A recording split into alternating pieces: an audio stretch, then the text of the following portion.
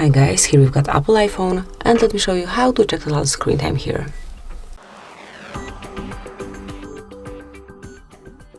So first of all, you have to open the settings, then find and select screen time, and here you will have some general info. To see a bit more, just click on see all activity. So as you can see here, you've got your daily results. So for example, if we will click on today, this device has been in use for 4 minutes.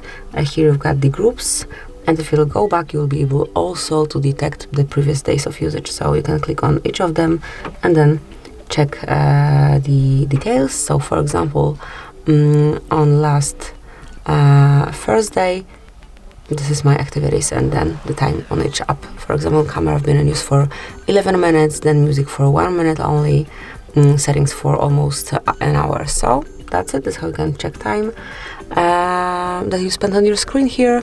Thank you for watching. Please subscribe our channel and leave the thumbs up.